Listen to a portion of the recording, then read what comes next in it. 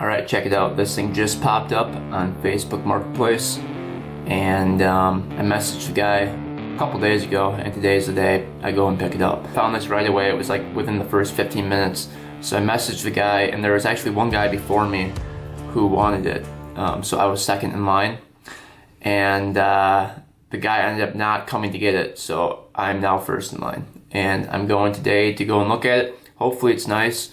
I'll quick read the description here. It says 2007 Yamaha Raptor 700 project. Was left outside by previous owner, and water got in the crankcase and cracked the left side case. It is all complete. I have all the parts and some extra parts. Started to take it apart to put a new case in, then stopped because I don't have the time to do it. I don't have the new case, so I have to get that. Otherwise, I did spray some starting fluid in it, and it did pop over. So it would just need a new case and a gasket set, of course. But would definitely be worth it to fix or part it out. $2,000 or best offer cash only, pickup only in Waterford, Wisconsin. He said he did price out all the parts according to eBay, and it's well over $2,000 in parts alone. So that's kind of where we're at with it. I offered $15. He said the best price he's going to do is $17. I'm thinking we're going to offer $15 when we get there. And we're probably going to look it over a little more. He said it does shift and goes through all the gears, and he said it does pop over. It looks like he took off the gas tank, the front plastics, and then kind of gave up on it. But you can see the picture here. The plastics look like they were left outside. You can see the dirtiness of the plastics right there. Tires look pretty decent. Good tread left on them. I was looking for any bent A-arms or anything, like it got hit, and it looks like it's all straight. It looks like it has some aftermarket parts on it, like the Nerf bars. So it looks pretty nice. Raptor 700, finally. She's a little rough.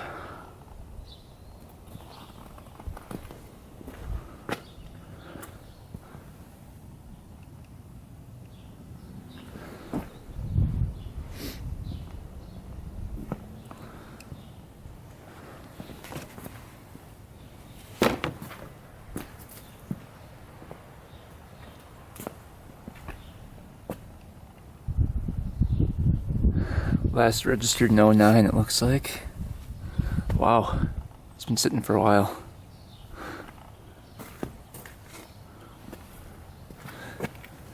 VIN says it's an 07 Raptor 700.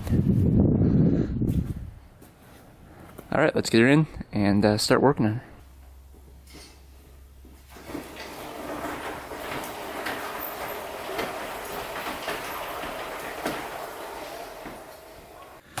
Alright, finally we got a Raptor 700 after probably 3 years of looking for one for a decent price that was under $5,000. We finally found one. This one's been sitting outside, as you can see by the moss and mold growing on the plastics, for the last, I think it's been sitting outside for the last 11 years, 12 years actually.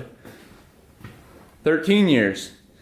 Holy cow. You can see last registered in 09, so this thing hasn't been running since 09, I believe.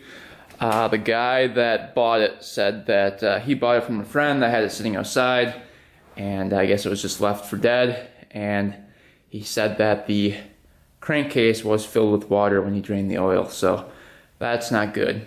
You can see all the moss and stuff growing on the Nerf bars. Plastics are pretty rough, but at least they're not super cracked. A little crack right here, but nothing too bad. Oh, it's a special edition too. I didn't even know that. Oh, that's awesome. Raptor 700 special edition. That is sweet. I guess it does shift through the gears. You can see the chain looks a little rusty. I can kind of tell you how long it's been sitting outside. I believe the brakes do work. Let's just check and see. Front brakes work. The rear ones work. Rear brakes work too. So brakes work. You can see there's some leaves still underneath here from sitting outside.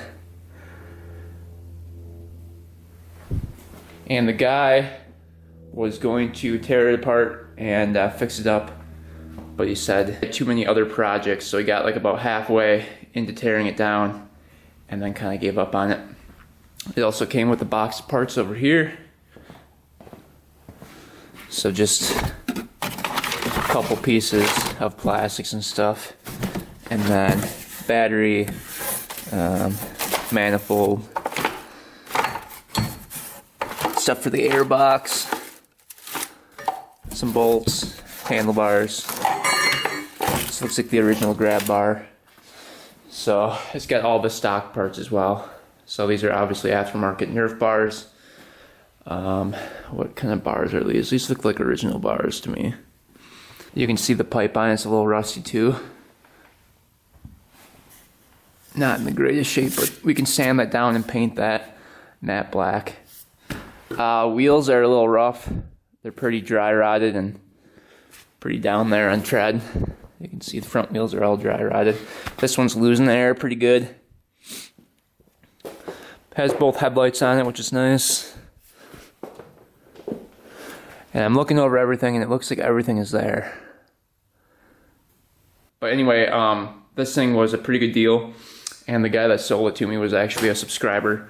So we agreed on a price of $1,600. I think he had it up for $2,000, and he came down to $16.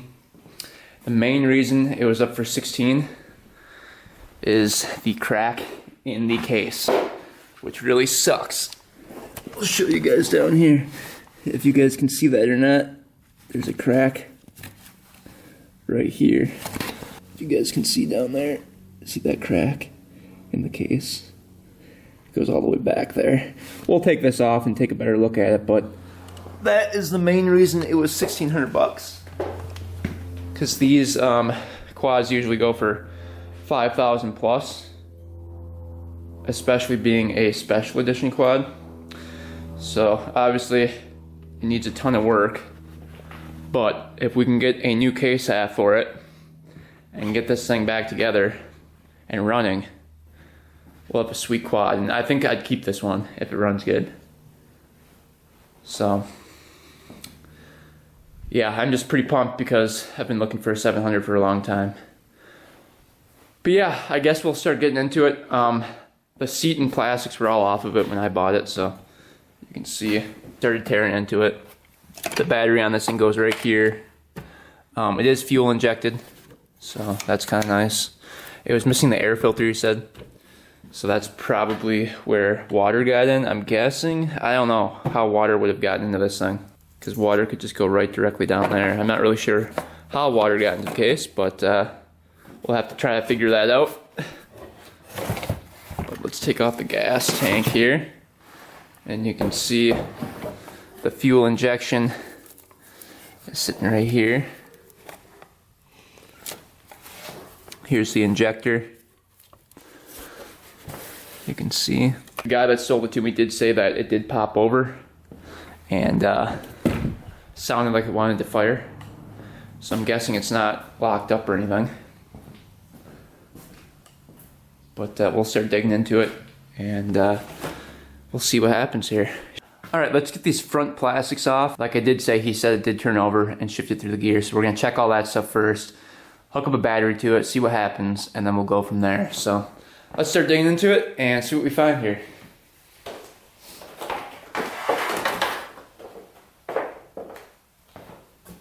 So typically people don't let quads sit for 13 years without it having a very, very major problem with it. So I'm guessing something's wrong with the engine, but we'll see.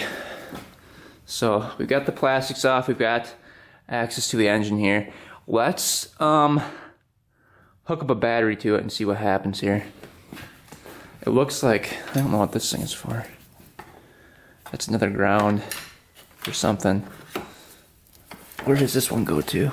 That should be a ground going to somewhere too, but maybe it was a bad ground or something. But we'll see. There's the positive going to the solenoid. We'll have to check the fuses and everything. Make sure those are good.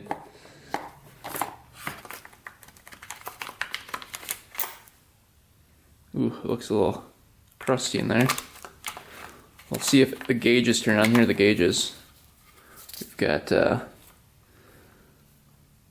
gas tank, oil, coolant, reverse, neutral. Ground, positive.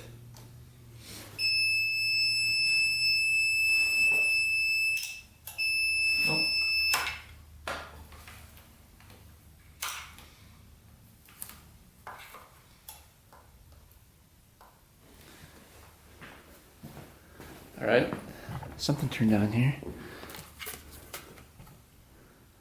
looks like it's flashing the engine right there. So that's not good. The neutral light turned on. Let's see if the lights work. Looks like both lights work. Sweet. Let's see if it cranks over here. Looks like we'll just push the start button.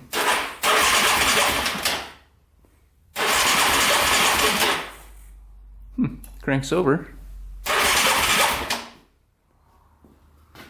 Alright, that's a good sign too. I wonder why it's flashing that engine light right there. Probably because stuff isn't plugged in. Alright, so let's get the injector put back in there and we'll see if this thing can fire up. We'll get some gas manually pumped through there because this thing has a fuel pump on the gas tank, so I guess we can see if that works too. But I'm guessing the gas in there is all filled with water and stuff, so we could probably empty that out and then see if the pump works. Start from there. So we'll start there and then work our way getting this thing back together. I kind of just want to hear if the top end is fine before we start digging into this thing. Alright, I guess before we hook up the gas tank, let's take a look at the spark plug, get some oil down the cylinder, because that probably doesn't have any oil since the oil was drained out of it. And then I want to check the oil filter as well, just to make sure there's no metal chunks before we turn this thing over and attempt to start it. So let's get the spark plug out. Pretty tight in there.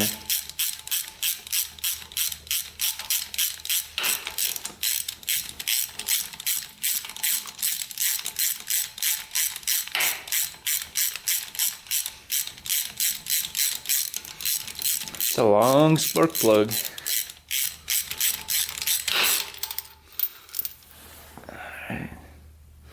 Alright. Looks pretty decent.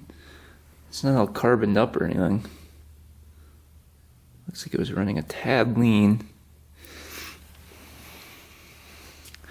Put some WD-40 down there first. Let's save the cylinder best we can.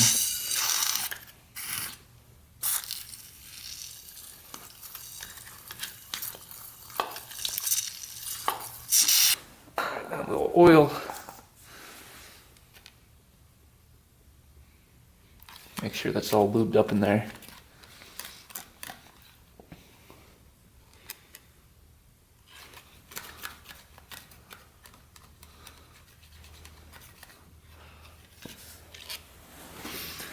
Alright, then we gotta see if it has spark here. That's gonna be an issue if it doesn't. Well, this boot just came right off. What's going on with that?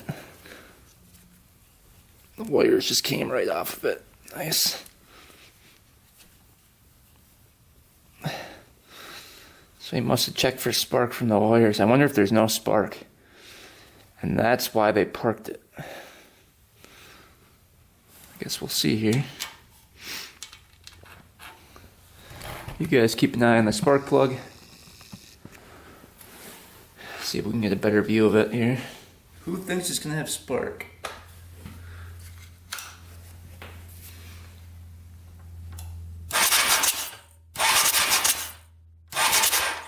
Ooh, shooting out a bunch of stuff. Probably put a rag over that. I don't think we've got any spark here.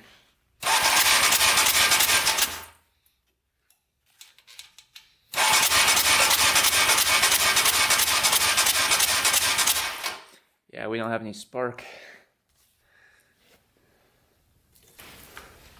It's on neutral. We have a no spark situation. Actually, the the clutch might have to be pulled in. Let's see.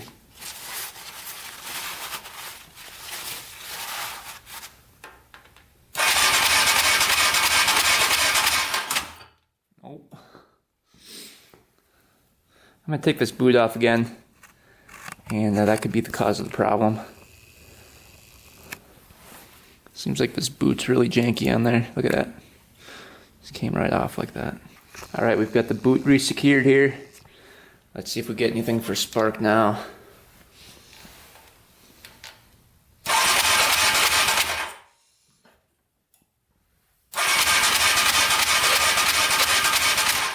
Nothing. Okay. We've got no spark. Let's go and check the fuses next. Make sure those aren't blown. I believe we've got some right here. And there's a main one right there. That one's not blown, I don't think, because the starter wouldn't work if that one was blown. So let's pop the cover right here. But I guarantee that's why it was parked. Alright, look at all the fuses in there. The ignition one should be the 10 amp one. You can see ignition is right there. So the 10 amp one right there. So that's the one we're going to look for. This one would be the one. Yeah, it's not blown. Looks good. Maybe a different one's blown. So that one's good. We'll check the continuity of that as well, just to make sure that one's fine.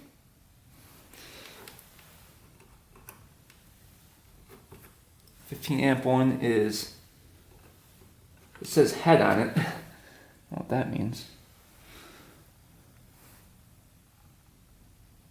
That fuse is fine. So far all these are looking good.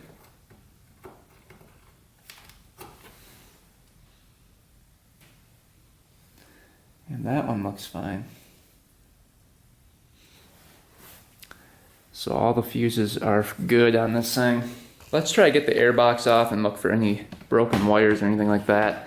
And then we'll try connecting this ground wire up to a different part of the engine as well, just to make sure that there's a good ground going to the engine. But yeah, so far no spark. That's very interesting, unless one of these switches is bad. Because there's a switch right here that could be bad. And there might actually be a switch up by the throttle too. Let's see. Maybe not. Alright, here is the clutch safety switch. So we're going to bypass the wire. You can see the wires up here. Those two. Try this again. That'd be awesome if that was the fix.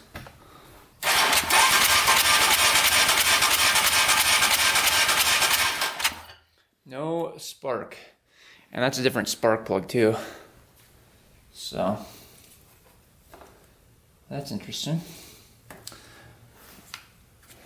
Not a single spark anywhere. Let's try it to the frame. Maybe the engine's not getting grounded too. Let's see if anywhere on the frame.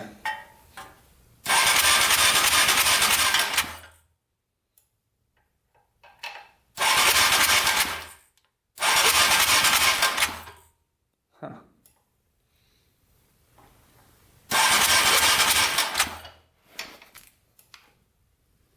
Alright, so that wasn't the fix. Alright, we hooked up the gas tank because there's a plug-in right there. Maybe it needs that to have sparks, so let's just see what happens when we turn this thing on. Prime, so we'll get a cup ready here. Let's see here, turn it on.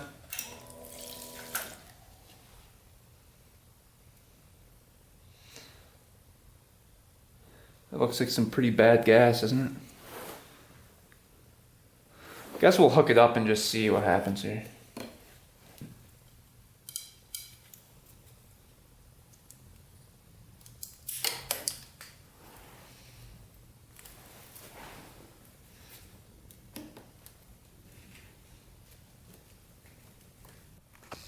Alright, gas line is hooked up, gas tank is hooked up. Let's see if we got spark now.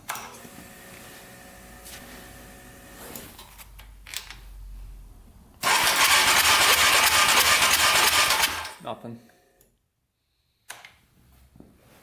Not a single spark. Huh. I guess we can check and see if we're getting anything to the coil right here.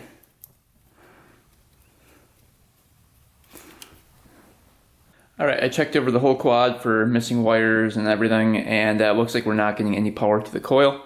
So everything is plugged in, everything is good to go. All the safety switches are bypassed except this one right here. So let's open this. I just realized you can't turn it off, so that's probably corroded in there. It always comes down to that kill switch right here. I thought for sure it wouldn't be the kill switch, but because it was left outside that many years, this was probably exposed to the rain and weather the most because it's right out in the open.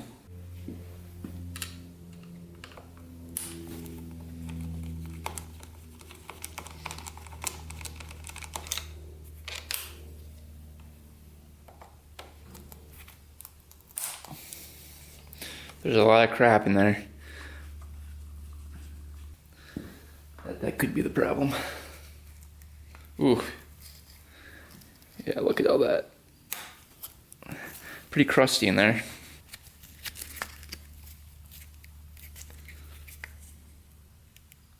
So we'll take off that screw right there, and then we should be able to see the kill switch. Alright, you can see in there, the kill switch doesn't move, so I'm guessing it's rusted on right there. But we'll get some WD-40 going on in there, and then move that around and see if that fixes the problem. It almost looks like it's not even connecting them right now. Alright, we fixed the kill switch, and we still have no spark. So, I'm kind of stumped. It's gotta be the pickup coil down here. It just has to be. Or that or the CDI is all we have left really to check. And the coil, I guess, but the ohm reading came out fine, so I'm guessing it's not the coil. Let's check the oil filter and see what that looks like, just to give us a picture of what was going on in this engine.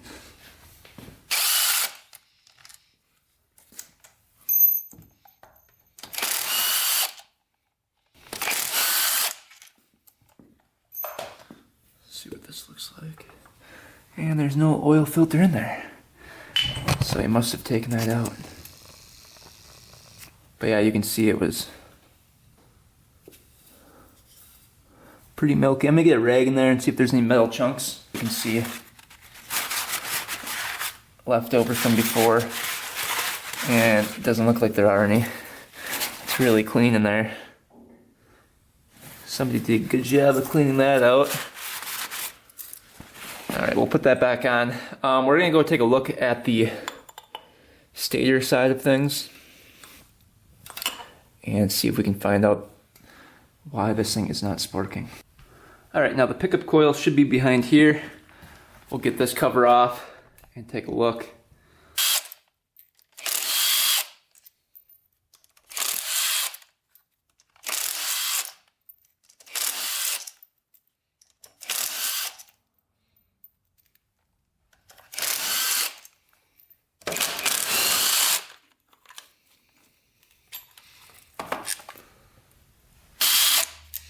It'll be interesting to see what's behind this cover.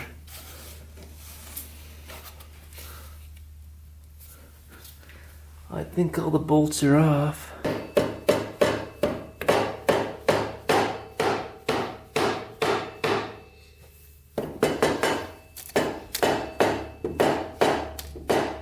don't think this has ever been off. There, I think it moved. Not much.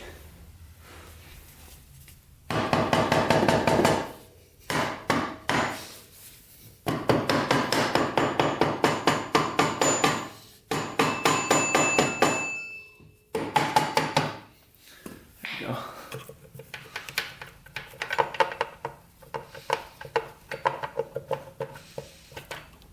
flywheel still feels good. Alright. Yeah, there's a little bit of rust and stuff in there. There's the pickup coil right there. Looks clean. Huh. Doesn't look horrible in here. So it looks like the blue and yellow and the black and white are the pickup coil. Or no, green and white, it looks like. 216 ohms. We'll have to look up the specs, but I think that's going to be fine. It's not like zeroing out or anything, so I think the pickup coil's fine. Alright, just looked up in the manual what this thing is supposed to be for resistance, and it looks like it's 192 to 288 ohms at 20 degrees Celsius, 68 degrees Fahrenheit. So let's check that. I've got a reading right here. You guys can kind of see that, hopefully. And we're at 220 right there on the reading.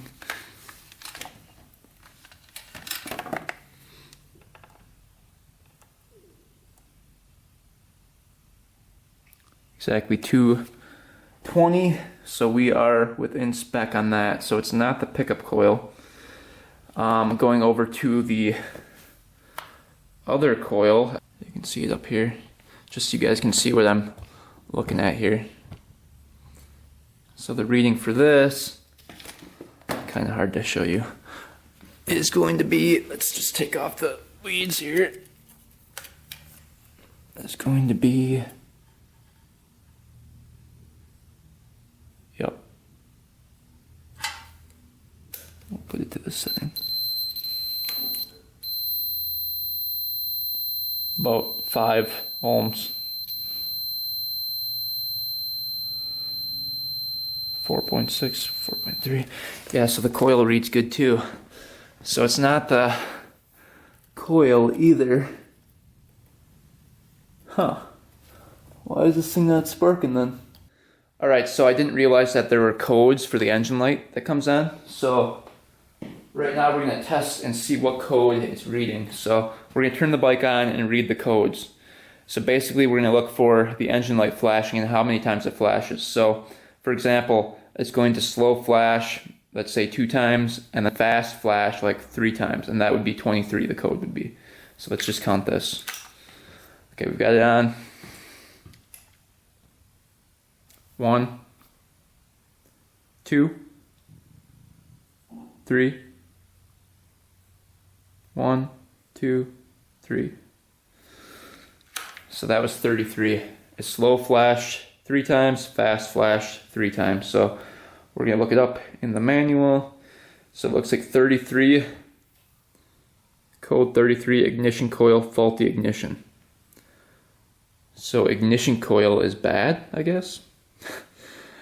I don't know. Let's try to unplug the ignition coil and see what happens. Maybe it's like the leads.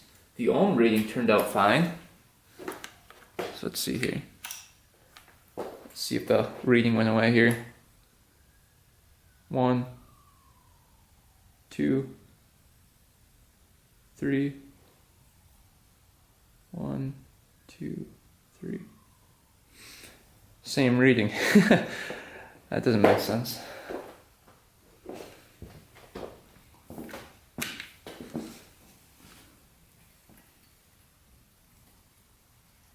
How does it read that code if there's no wires going to the ignition coil? It's kind of odd. Alright, I think I found the issue. So, looking at the coil, you can see the wire right there is orange. I followed the orange all the way through the wiring harness and came to the CDI back here. You can see the orange wire right there, that big one. I checked this plug right here. I took off the CDI, I checked the plug. That orange wire connection was pulled out a little bit, about like 0.5 millimeter, so that the prongs of the CDI did not connect to it. So I plugged it back in, and check this out.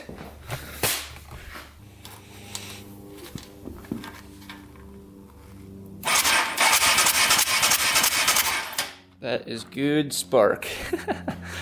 That's awesome. Hopefully you guys can see that.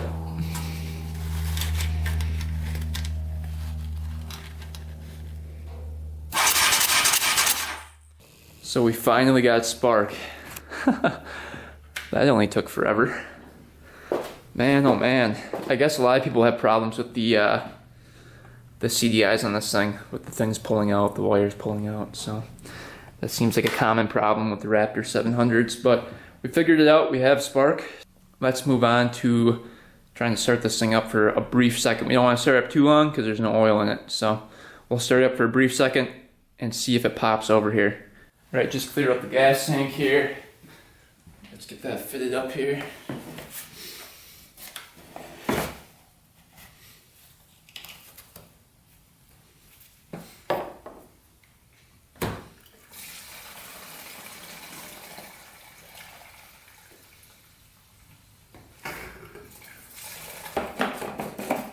Briefly start it up and then shut it off right away if it does start. One nice thing about fuel injection is you don't have to clean the carburetor because we don't have one. All right, let's see what happens.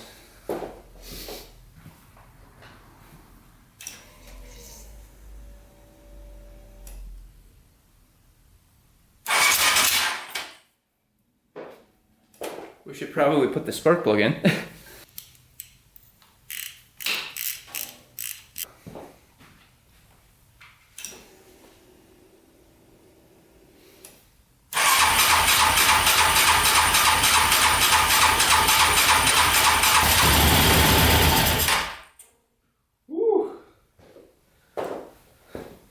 She fired up for a brief second.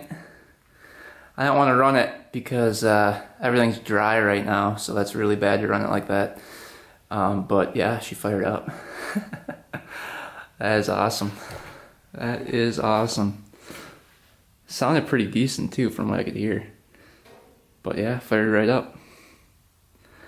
Too bad we can't get some oil going through it. I wonder if we can just dump in a quart, and that obviously it's going to drain out, but I wonder if we can just dump it in for now into the oil tank right here and see if we can at least start it up for a little bit longer. It's going to probably pour out of here, but let's just see what happens. Yeah, there's nothing in there right now. What was it, 13 years?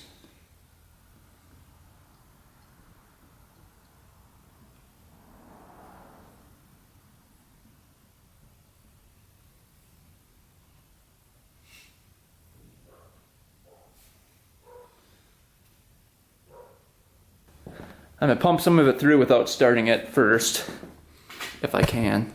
I might just take off the spark plug cap.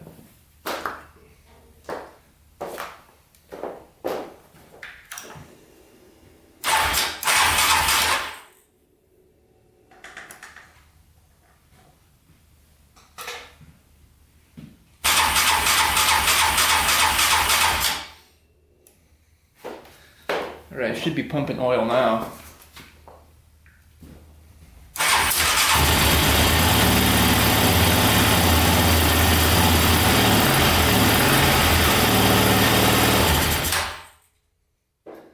Yeah.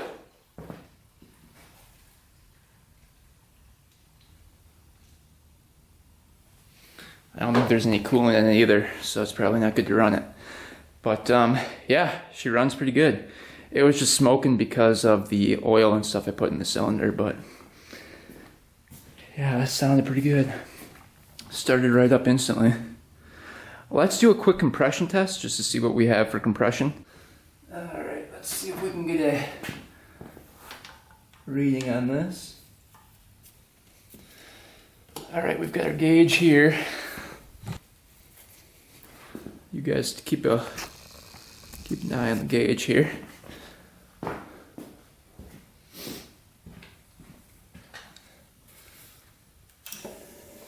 We'll do throttle open. See what we get. We'll look up the the specs on that, but I'm guessing that's fine. Where are we at? 50, 60, 70, 80, 80 like 5 PSI. So that's probably because of the decompression mechanism. All right, just looked it up, and with the decompression mechanism still on the quad, most people get around 85 to 95 PSI. So we're right in that range. All right, I got this thing jacked up here, and we got the skid plate off on the bottom, and then I kind of cleaned up with some brake cleaner. But yeah, you can see the crack right there. Right there. I mean, that's pretty bad. And unfortunately goes over to the second case too. Right there. So there's a crack all the way. Right there, all the way to over there. So that's not good. And I think it goes up over there too. We'll have to see. But yeah, we might need some new cases. I thought maybe it was just a little crack like right here. And it ends, yeah, you can see where it ends right there. So it does end right there. But that's a pretty substantial crack in the cases right there. That's insane how bad that is.